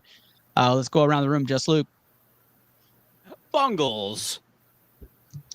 Bengals with the first pick there. Anybody taking the Browns? Let's make this one easy. Coach Peanut is for sure. Coach Peanut is. Ernest, we are officially accepting clowns as the Browns the rest of the year. Yeah. No. You know what you guys say as this. co-host, I vetoed it. I make this happen. I hate to bring this up. Chris Connor, give me a guarantee that you are taking the Bengals. I'm taking the Browns. Oh my! This is okay, the there we go. team last year. You guys look at. Just a reminder here. I just want to listen. Same Bengals team that lost to a Patriots coach, Gerard Mayo, last year. The same friggin' Bengals. Never doubt the Bengals in week 1. They find ways to lose. They lost to Jacoby Brissett. Have you all forgotten?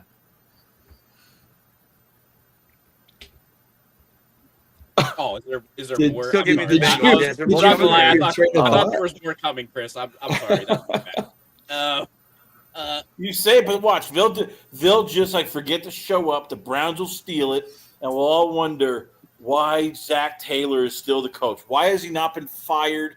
We bring in Mike Tomlin as the new Bengals head coach. They'll trade a first-round pick for him.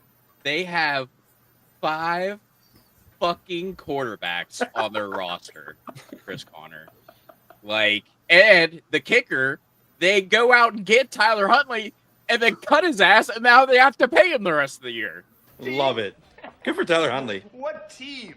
Your best player thinks he's a pirate. Yeah, fucking butt pirate. We played that for the Chargers. Again, anyway, I repeat again to the choir. Jacoby Brissett beat them last year in week 1 with Gerard Mayo as a coach. Never underestimate the ineptitude of the Bengals in week 1. My brother in Christ.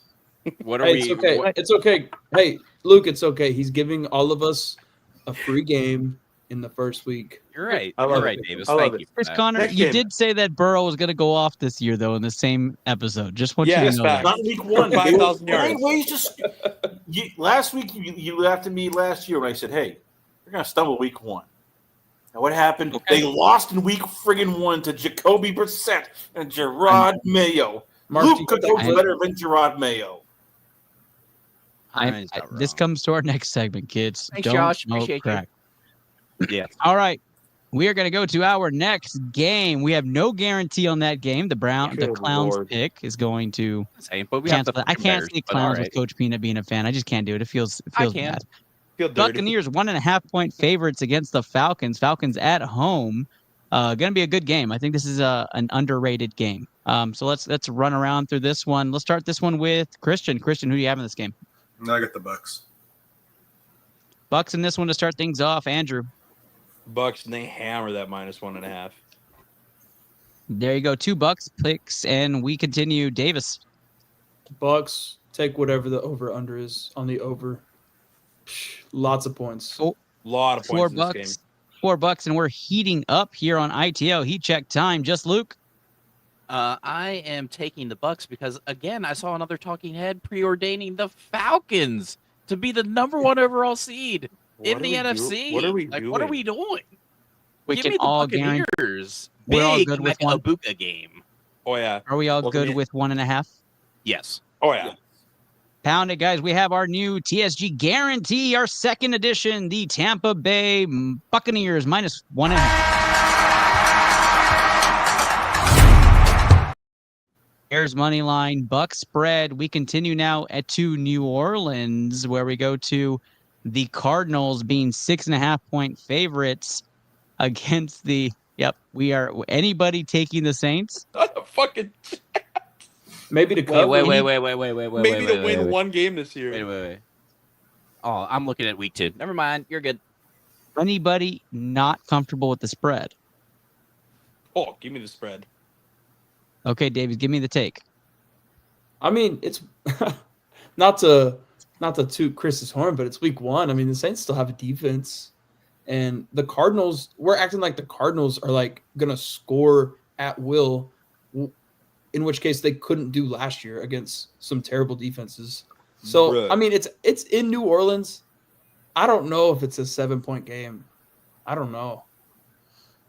I'm just gonna say they're trotting out Spencer Rattler and the bones of the wide receiver core that I can't even fucking name.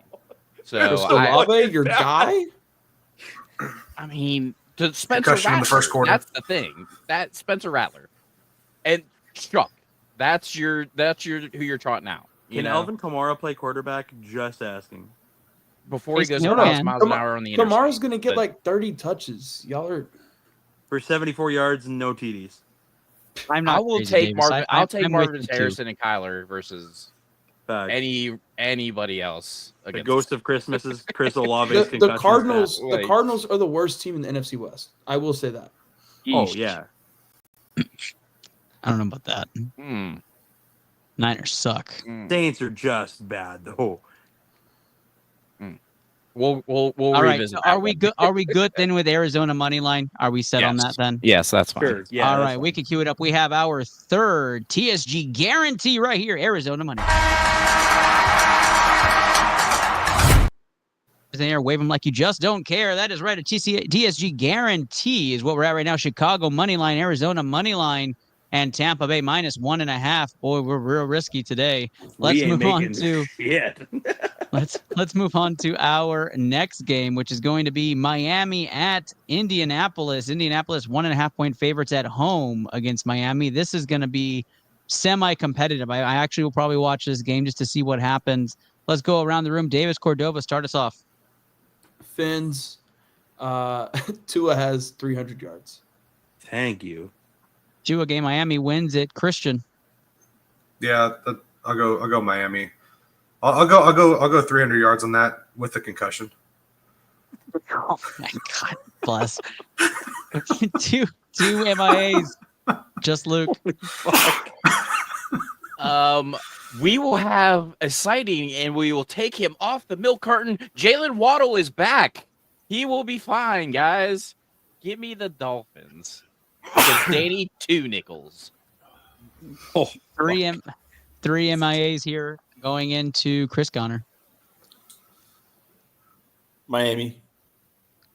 4 MIAs. We have 4 Miami picks here. Miami for me as well. Andrew Sutton. Are we putting Miami on the ticket? Fuck, are the Colts even favored in this game? This makes no sense. It's Daniel fucking Jones, dude. Yikes. What are we doing? Go Dolphins. Miami gets the money line pick here. Do we want to add just straight money line? I think we just do straight money line on this. Well, minus 1.5, nothing. Yes, Davis. Do you want another Sickos parlay touchdown? Real quick. Yep. People forget who the starting tight end is for the Dolphins. It's Darren Waller. The man.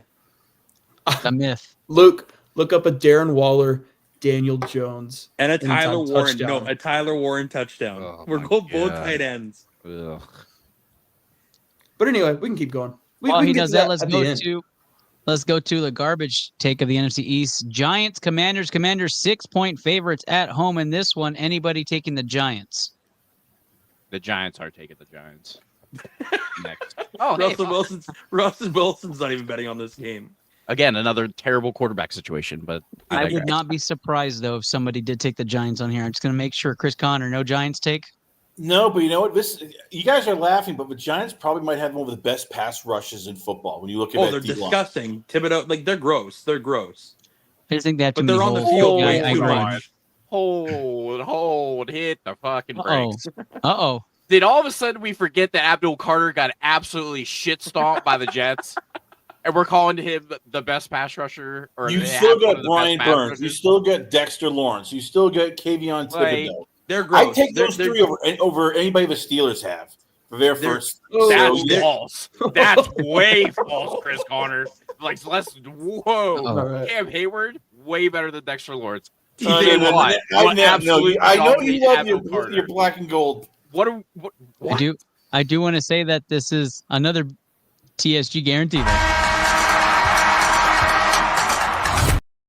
Hashtag Eoli. Hashtag Eoli. Everybody love everybody. What? It's a TSG guarantee. Wave like you just don't care. Here we On a $20 bet, we've just won $25.50. Hey, we have. Ernest, we agreed that it was not spread, right?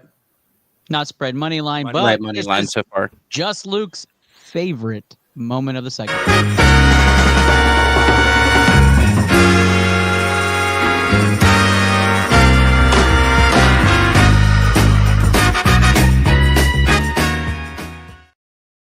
Snoozer of the week. Panthers, Jaguars, Jaguars 3.5-point favorites at home in a game that will not be entertaining. Let's start this around the room. We'll start it off with Andrew Consutton. Who do you got? I'm rolling with the Panthers in this game. I saw a lot of improvements from Bryce Young. I think they're going to be okay. The Jaguars are Trevor Lawrence is terrible. Panthers, please. Carolina with the first pick there. Christian. Yeah, I'll take Carolina as well.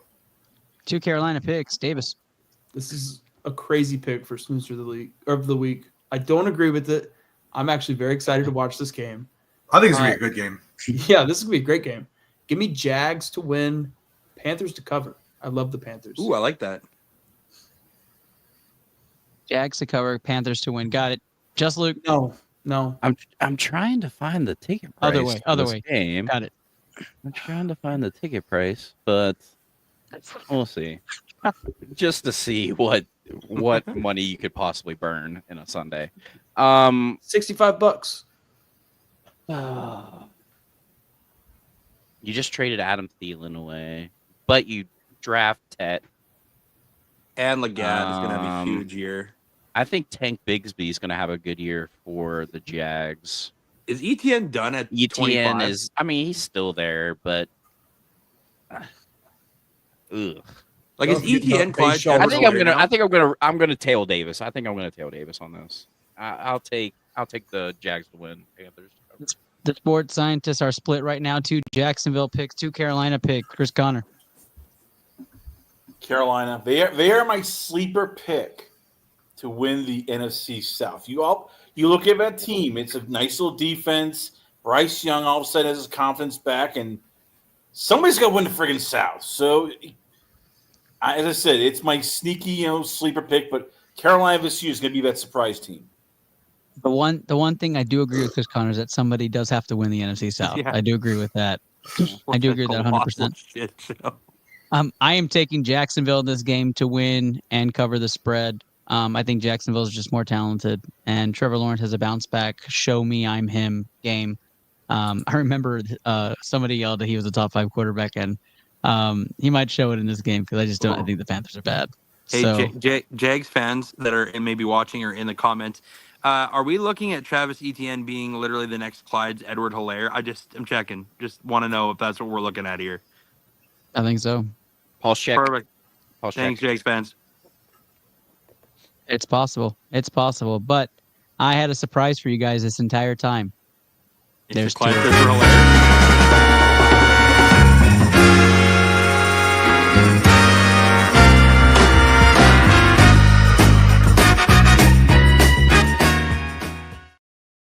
Didn't think I was going to let this go, did you? Raiders, Patriots. Patriots 3-point favorites at home. There were 2 games I just did not like this week. So you guys get double bugs sleeping in that bed.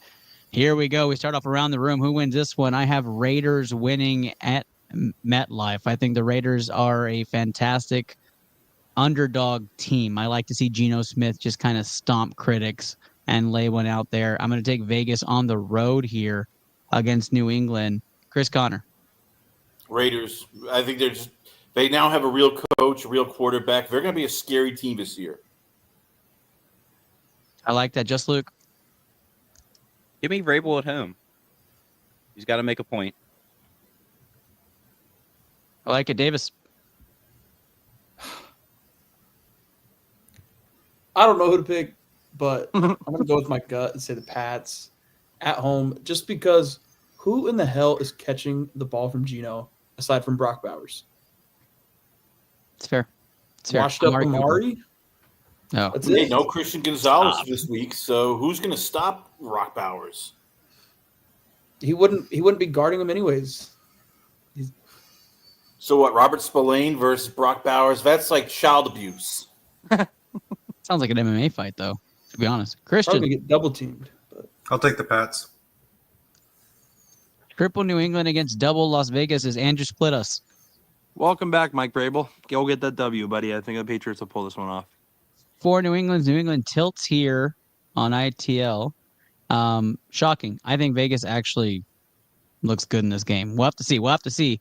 Here is the game I've been looking forward to the most out of this fire round. Steelers 3-point favorites against the Jets in the Aaron Rodgers revenge game. In the game, I really wanted to have something really going here, but just for Luke, we'll say Steelers against the. What are you doing in here, cutie? Watching football. Who do you want to win? The goddamn Jets. There you have it. The fans have spoken. We want the goddamn Jets to win. Brees Hall showcase against the Aaron Rodgers revenge game. Chris Conner, who do you like? It's a revenge game, but not who you think, Ernest. This is a slight on Justin Fields. He did everything for you beloved Steelers, and you threw him out like trash. He's gonna outplay Aaron Rodgers. Give me the Jets, Jets. This is when Luke starts looking at Aaron Rodgers and going, God damn, you should have retired. He's been doing it the whole time. Just leave us. Christian. I'll take the Steelers in this one. Davis. I had Steelers written down, but give me the Jets.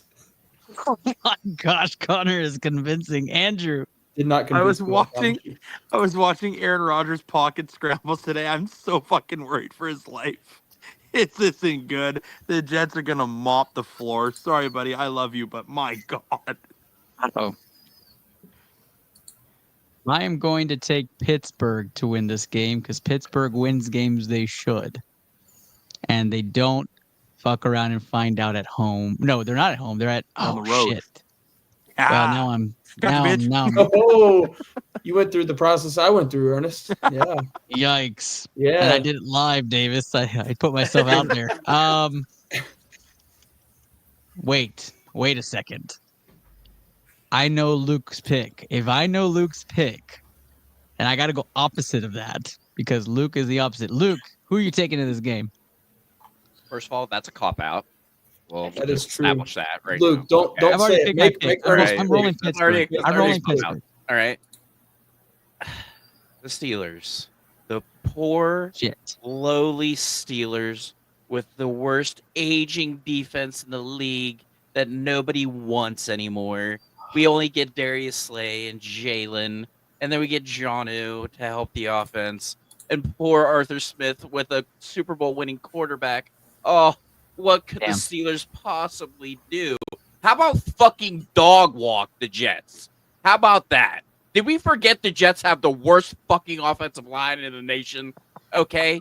Like, TJ Watt, have a game, my friend. He will eat. Alex Highsmith, have a fucking game, my friend. Okay? Best defensive unit in the game. God damn, give me the Steelers. Well, by hey, a luckily, fucking million. By a fucking million. Hey, luckily the Jets have a running back at quarterback, so that. Live look in our community chat of just Luke talking to our fans. It may be funny to you, motherfucker, but it's not funny to me, okay? There's Luke rattling things up I right just now. want to say, You look at me right in the goddamn eyes when you see it.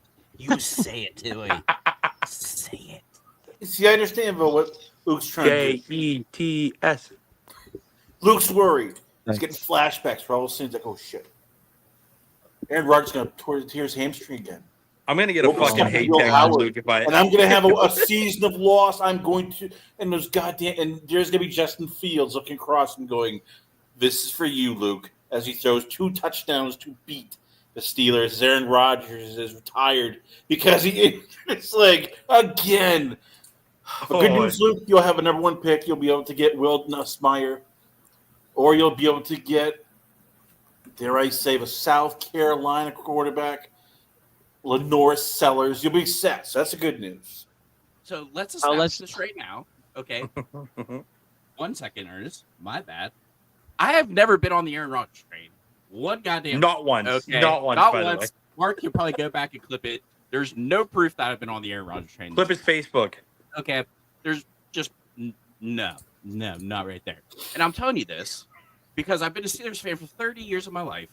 We're going 9-8, and the ceiling's 10-7. Okay, like this is what it is. Like this is what it is.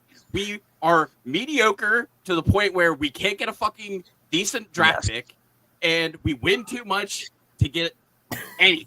Okay, like we are. Look at me, Pittsburgh Steelers Nation, Yinzer Nation. We are the fucking Dallas Cowboys of the AFC. Whether you like it or not, we are the definition of fucking mediocre when it counts. Oh, that's awesome. Yikes. I might say this though. Flip that. There's 318 lapsters and degenerates listening to these takes, and Good. this is wild that you guys like this shit. But congratulations, you've got a Steelers guy heated. You've got Cowboys fans thinking we're winning Week 1, and Chris Connor. And we picked the fucking Bears on a money goddamn line. Browns. I got to move on because this show is really late. But let's get end more this. drinks. This fire round went absolutely long. Yeah, you have that. Titans, You know. Broncos. Please tell me nobody's Broncos. taking the Titans. Broncos. All right, we'll wave our fingers later. Titans are going to be added to. I'm sorry, Broncos are going to be added to our you dare TSG add that guarantee. fucking- Don't At the you wheels. add that? At the Just wheels. Broncos are getting added there. Let's talk about 49ers, Seahawks. Niners 2.5-point favorites to go around the room. Talk it out, Davis. Seahawks, they have one of the better defenses in the league.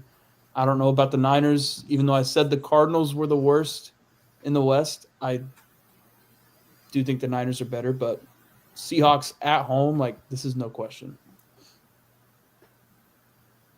Definitely going Seahawks myself. I already said the Niners are the worst team in that division. Luke. I'm taking Hawks Week 1. They just have no one to throw to besides George Kittle right now. So I will take the Seahawks at home. Christian. I got the Niners. Preach. Andrew. Must start Christian McCaffrey game, but Seahawks win. And Chris Connor. Seahawks. All right. Christian saves us from the TSG guarantee by taking the Niners. So the Seahawks do not make the bill. But we go to our final game of the week, which is probably everybody's game of the week besides us, Lions and Packers. Packers 2.5-point favorites at home. They've been playing the replays of all the games on NFL Network. I'm so tired of this game. It hasn't even happened yet, but I'll be watching it.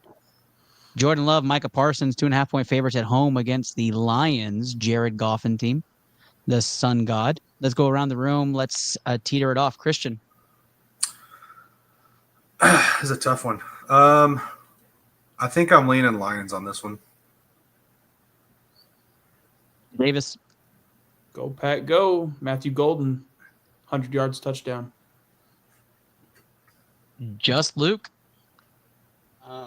I am taking the Lions because Jordan Love is 1-3 versus the Lions. So not a great start to the career, but make that 1-4. Chris Connor. My Super Bowl pick also, the Detroit Lions. You're going to beat the Packers emphatically. They're coming out strong this year. Dan Campbell, Super Bowl or bust. Andrew Conson. Aggressive. Didn't we just say Micah Parsons can't stop the run? Don't the Lions have the two best running back tandem in the league? They sure do. The Lions are winning this game, and it's like 48-14. It's not close. I have the Lions at home as well. I think they split this series ultimately. Yes, Davis. I just want to counter just Luke's stat he brought up. Yeah, the reason he was 1-3 is because of the new Jets head coach Aaron Glenn. Just want to put that out there. Just wanted to say that. Just wanted to tell you that. Just so you're aware. That's one of the reasons why. That's fine. He's still going to be 1-4. That's fine. There you have it. Detroit 5-1 here on the Sports Scientists, and we are going to our final segment, which is revealing who won the packs. I think we had 10 people enter. Let me count. 1, 2, 3, 4, 5, 6, 7, 8, 9. We had 9 people enter on here, and excited to see what you guys pull. As we do that, Luke is calculating our TSG parlay guarantee. And for those of you You have it already, so he's going to calculate it though in my brief 5 minutes as I rip these. Sounds And so he's gonna go through it and get the odds there for us. Yeah, there he goes. He's feverishly at work. Let's run through it, guys. Good luck to everybody. Again, this is for a free slab. Joe Clabo, let me know if you're in the comments as well. We have a slab to pull for you as well. So let's make sure that we do that. Here we go. First up, pack number 866 is what we're pulling here. Again, these are custom packs, ITL custom packs on here. We're hoping that we pull something wonderful out of here. You can get top value. Good luck. We have no sleeve in the back for you. So this is going to KC King. And on the back is going to be 2 reverses and the Alakazam Hollow. So nothing on that one, Casey. Sorry. That's going to go to the hill. Next one up is going to be our Joey Camacho. Joey, no sleeve on this one for you either, my guy. So let's go ahead and see what's on the back. For you, an Alakazam, a Finizen, and a Bellybolt reverse. Again, that's going to go to the hill. We're looking for sleeves on this one, guys. Hits are what's going to get you a top slab on here. Another one with no sleeve. That sucks. This is going to be fun. This one's going to be Clobbopus Klefki and a Flareon Hollow in the back. That one was going to be for Danielle Ream. Dennis, you're up next. Coach Peanut himself. No sleeve, so no bias on ITL. Meowscarada Hollow on the back with 2 reverses. Congrats to you, Coach Peanut. That's going to the hill. One of you could end up with this if we go purely on this, and I got to go calculate. We have a sleeve in the back here, so we have our first leader of this mini cup. Again, not doing the King of the Hill sign off here, but this is going to be a Tisserina EX, the value at $1.05, our current leader of the hill. That is going to be for Alyssa, and Alyssa slab chance here, but another sleeve in the back for this one's going to be for Jerry Flores. Let's see who this one is going to be. It's going to be a Giratina V. That's going to be $1.50 on that one. So congratulations to Jerry taking the lead from Alyssa. Next up is Isaiah Pinelli on this one. Isaiah, good luck to you on the custom pack. And it does have a sleeve on this one too, my guy. Let's see what we have in the back. This is going to be not enough. An Enamorous V, 88 cents on that one. I have these memorized because I've done this shit so long. And you can double check my values. Aaron Lawson coming in with this one. Chris Harbin is next after that. Let's see. Oh, this one's going to take the cake. A Charizard EX for Aaron Lawson. Congratulations on that one. And a Raichu Reverse Hollow. He takes the lead at $2.35 on that Charizard EX. Chris Harbin up next, also with the sleeve. Good luck to you, Chris Harbin. Robert Santiago saying Cowboys all the way. Might as well mix the segments in. Good luck there. And this one's going to be an Empoleon V coming out. Chris Harbin with a nice little Empoleon V there. Not enough to take the Charizard spot. And our final contestant is going to be the one and only. That is family. Nothing in the back, though, on that one. So that's going to be Aaron Lawson taking the slab chance here. Congratulations to Aaron. Joe Clabo, you said you're here, my guy. So, Joe, you have a chance here to pick numbers 1 through 25. This is to make up for your King of the Hill slab, your slab chance. So let me know numbers 1 through 25. And then Aaron Lawson, you have messaged me random. So I'm going to go ahead and pick random for you on your slab chance. I'm going to put that off to the side. And I need 1 through 24 now. Joe, put 1 through 24. Bum, bum, bum, bum, bum. Lucky number 12. Here we go. Take it from the top here. 1, 2, 3, 4, 5, 6, 7, 8, 9, 10, 11, and 12 for you, my guy. Good luck. And we will see what that slab is right now. Lucky number 12. That's going to be ITL 18. 18. I'm going to go pull it from the side right now. Congratulations to Joe. I'm going to pull both for you, and then we will get that TSG guarantee parlay. This one's going to be ITL 36-36 for Aaron. So 18 and 36-36. We'll transition off for that, and we'll do our final sign-offs here on ITL and ITL Poke Protocol for all that we know. On this one, if you guys missed it, we had our final King of the Hill for ITL Poke Protocol. We are now officially the Into the Lab podcast doing football, but here was our final day.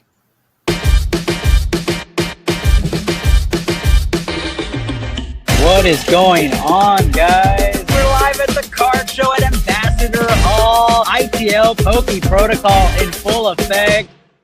800 and the surging forward Pikachu come down. Let's go. And the surging forward Sports Pika is foul. And 10 and the Zard! Yeah! Let's go! Uncharged, Arbor 151 gets pulled.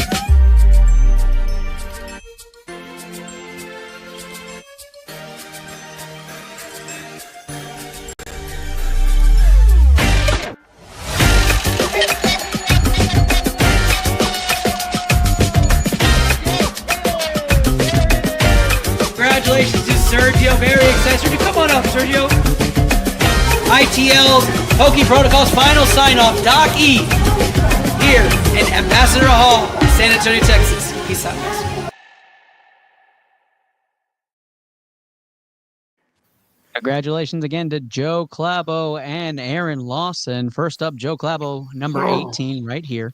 Good luck to you, Joe. Looking to see a big-time slab. And, I think you're going to like this from 2006, a first edition Japanese CGC-8 Quilava from the Delta species branch. What a beautiful slab for you, Joe. Excited to put that inside of your package and send that out to you, my guy. Congratulations. Thank you, of course, for all of your support into ITL Pokey Protocol. And Aaron Lawson with number 3636. Congratulations to you, Aaron. We're about to see what that is. Oh, this is nice. This is from Crown Z, an 8.5 CGC slab from the Galarian Gallery, a Riolu. That is very beautiful. Nice little slab. Nice little keepsake for the desk, my guy. Congratulations to you, Aaron. Congratulations, Joe Clabo. 2 slabs going home now. And that is it. Congratulations, ITL Pokey Protocol small segment in there, courtesy of Alamo City Automotive, proud partners of ITL Pokey Protocol. All right, Just Luke, you have the stage, and then we'll do sign-offs across the group. We have a 6-leg parlay, all straight money line picks. We have Chicago Bears money line, Miami Dolphins money line, Commanders money line, Broncos money line, Detroit Lions money line, paying out plus 1907. $15 gets you $302. That's not bad for that straight up. That's with Bucks money line or Bucks 1.5? Bucks. I missed the Bucks. Checking. Hey, put the Bucks in there. Bucks 1.5. Bucks 1.5, you said? Bucks 1.5, yep. Checking. That would put us at plus 36.53 for a payout of 565. I'm not upset with that. Plus 36.53 if you're following tonight's show. The TSG guarantee will be shared in our community chats. Go join it on Facebook. ITL or ITL Pokey Protocol is what you want to look up. Go find our page, Into the Lab Podcast. Join our community chats. Be a part of the amazing community. And if you're a Pokemon fan and that's why you're following, join Poke Planet, our community of choice. And our wonderful, wonderful admin mod team have been so wonderful with our group. So thank you guys so much. A long 2-hour episode. We will break this into 2 different podcast episodes. Good luck to all those Cowboys fans tomorrow and those Eagles fans tomorrow. It starts off week number 1. We'll do quick sign-offs. Guys, just give your handle and where they can find you, and then we're going to punch out. Christian, we're going to start off with you. Tell people where they can find you. Right here. That's all. It's the only place I'm at. So just see me on Wednesdays. So lucky to have you, Christian. Appreciate you being a part of the group as well. Andrew Kahn Sutton, talk to the people. Yes, you can find us at the Boomtown Pod. We are coming back. Just some quick news. Cole has left the podcast, my co-host. He's actually expecting his second baby. So they're having a baby boy upcoming. So he's leaving to go do the dad stuff. I left to go do the dad stuff. Now I'm back. So Boomtown Pod is where you can follow us. And we can't wait to be back, man. UFC's kicking. Love it. Love it. Davis Cordova. Yeah, I'm down here in Norman. I guess down here. I mean, I'm up here above Texas, but covering OU. Got a big game this weekend, guys. I'm very excited. Game day's in town. I'm hopefully going to meet Peter Herbstreit in the press box. I'll keep y'all updated. Love it, Davis. Thank you so much. Chris Connor. Once again, you can check me on thelastcallpodcast.com. I'll be talking this week with Ernest, with Nino Brown, previewing some NFLs from college. You can also check me out on Twitter. I am on LinkedIn. And also, very happy to announce I started now. This will be continuing the rest of the year. Draft Professors. Every Tuesday night, I'll be sitting down with Jim and the gang. We'll be previewing some of the top games of the week, breaking down which players might get drafted, who keep your eye on, and with all this football, I'm looking excited to also work with you guys in the Lab podcast. Can't wait for more great stuff. I know, going to be great, guys. I'm hoping to do some guest spots around the city as well and have you guys live when you guys are here. Just Luke, the co-host of season number 8. I can't believe we're at season 8. Again, appreciate the love and support. Luke, talk to the people. Ernest, football is back, guys. We are so back. It's been a ride to get here from February. Week 1 is here. Just a few things. One, if you have a gambling problem, call 1-800-GAMBLER. If you're in the States, I don't know what it is in Canada. I'm sorry. But if you're in the States, 1-800-GAMBLER if you have a serious problem.